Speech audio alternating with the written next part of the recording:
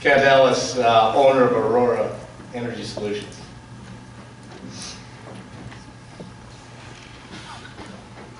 Thank you very much. The Aurora Energy has an office in Bismarck and in Oklahoma City. We've worked on projects. We do the title research and some of the lease work between, we've worked everywhere from Texas to the Canadian border, and in Illinois, Indiana, and California as well. So we've done a lot of projects throughout the Midwest.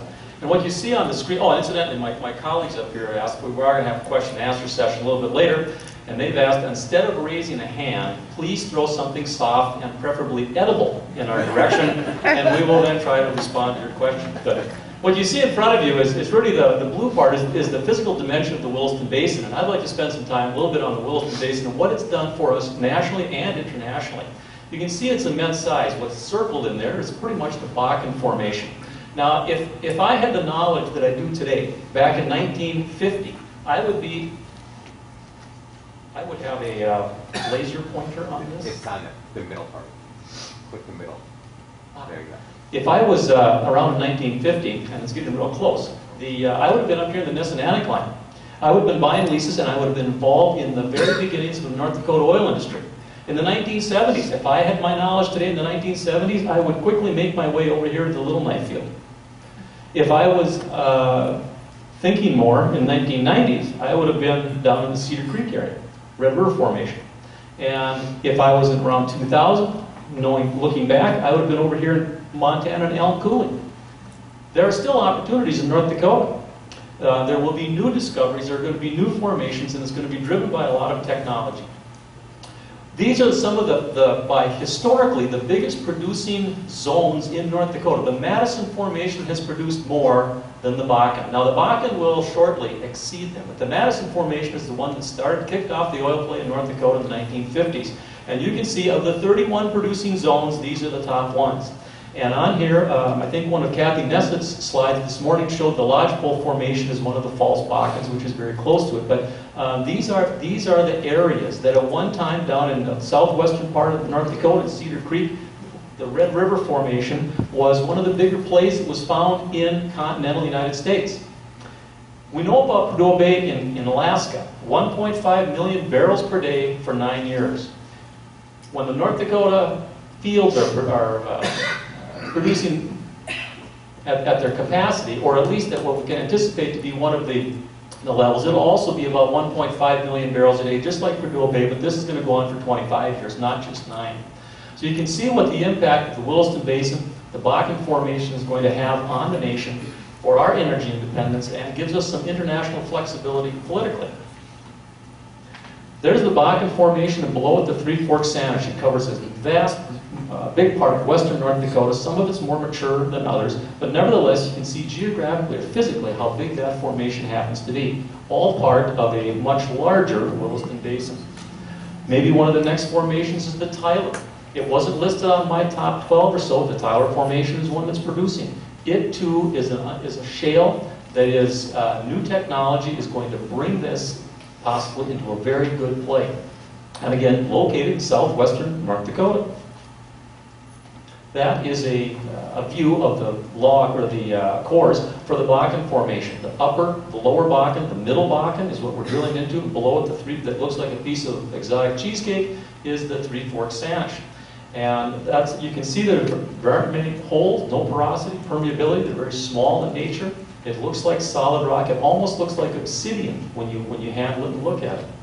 There's an example at 7,800 feet instead of 10,000 feet of the Tyler Formation, a similar shale. But these are some of the, and there are others in North Dakota. Again, 31 zones that have historically produced oil in that state. There's going to be opportunities in North Dakota for the next generation or longer, just because of the changes in technology, engineering, and the chemistry that goes with it. This is a little older slide. I'm not sure, it's about a year old, but in North Dakota at the time that I took this, got this from the Industrial Commission, there were 172 companies that produce oil in the state. The vast majority of these you've never seen the names of. And that is, there are some that are producing just a handful of barrels a day, to some like Whiting that are producing millions of barrels a year. So it's It's a wide range of opportunities out there for businesses that want to get involved, with companies that want to get involved with localities, but there are a number of producers. We have one refinery, Mrs. Bakken. I thought we should, if we're talking about the Bakken, we need to at least show Mrs. Bakken and her 2 bachelor sons. Now, she had 11 kids. These 2 boys wound up with all the minerals. And they were bachelors until that well came in. And by coincidence, they get married shortly thereafter. But the H.O. Bakken farm could have possibly, it was being suggested as being the first, it was one of the first wells to be drilled in North Dakota in 1951 in the spring. They couldn't get into that location, instead went to the Clarence Iverson well, which became the first producing well in North Dakota. While this well was being drilled, the Bakken layers of rock were being kind of specifically identified, and of course, geologists being extraordinarily talented, but maybe not too creative, just named, oh, it must be the Bakken Formation, we're on the Bakken farm. So she's the reason for the naming of the Bakken Formation, and her 2 former bachelor sons.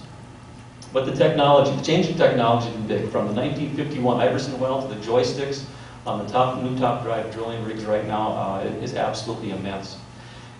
Why it's so important to this country is our domestic security as well as international political flexibility. The world produces about 90 million barrels a day. The United States, we're number 3 in the world.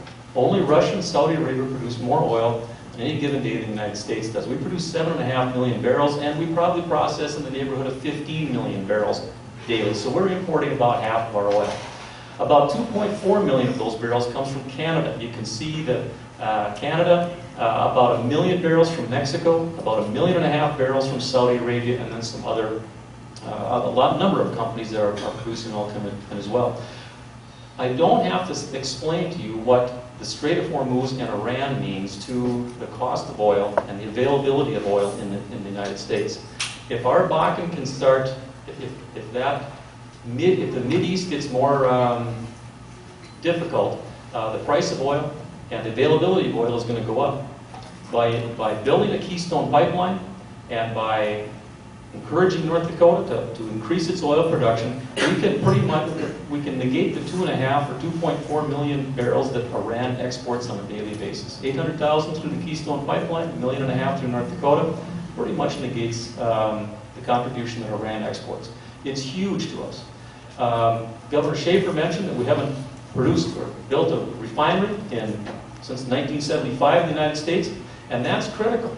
It's critical that the Bakken play continues. It's a sweet crude oil that can be refined in the older refineries on the East Coast that were never designed or built to handle the high sulfur crude oils. And so as the refineries become less and less profitable because they have to deal with oils that they were never engineered to handle, moving by rail or by pipeline, the Bakken Formation into Philadelphia, into Chicago is absolutely critical to keep those old refineries going. And permitting a refinery is going to be a difficult process. Truly is. So for internationally, in developing our own domestic energy and allowing Canada to export as much as they possibly can, and to maintain our current refining capacity on older refineries, it's critical to have those sweet crude oils. North Dakota Bakken is going to be in high demand, and it's going to be that way for about 30 years. So with that, I hope you arm yourself with something soft and edible, and throw it in our direction for some questions. Thank you.